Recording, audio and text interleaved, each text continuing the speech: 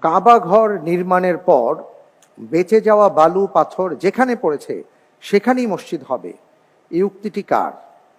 এ সহিহ হাদিস, বি দুর্বল হাদিস, সি সালাফদের বাণী, ডি ভিত্তিহীন কথা।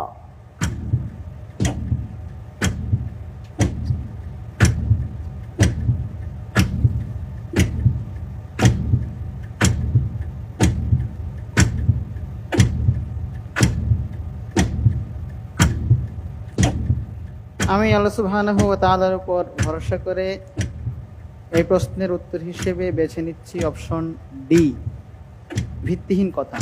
ভিত্তিহীন কথা ফ্রেজ করে দেব? জি ইনশাআল্লাহ। নির্ধারণ করা হোক ডি, ভিত্তিহীন কথা।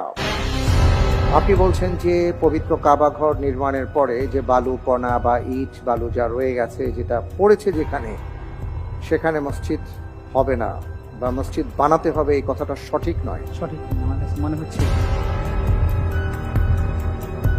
আমরা যুগ যুগ ধরে শুনে আসছি এই কথাটা। বা'দা বিনাইল কাবা হাইসু তাসকুতুল হিজারা আর-রামালিয়া আল-বাকিয়া সায়াকুনু হুনাকা মসজিদ। হাদাল কালাম সহিহ? লাইসা বিসাহিহ। আপনি যে উত্তরটি দিয়েছেন, আপনার উত্তরটি সঠিক উত্তর। আলহামদুলিল্লাহ। হ্যাঁ, এ জাতীয় কথার কোনো ভিত্তি নেই।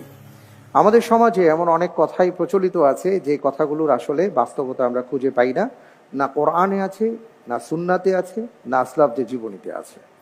সুতরাং আমরা যে কোনো আমল বা যে কোনো বিষয় বিশ্বাস করার ক্ষেত্রে অবশ্যই যাচাই বাছাই করে নেওয়াটাই আমাদের জন্য বুদ্ধিমানের কাজ হবে।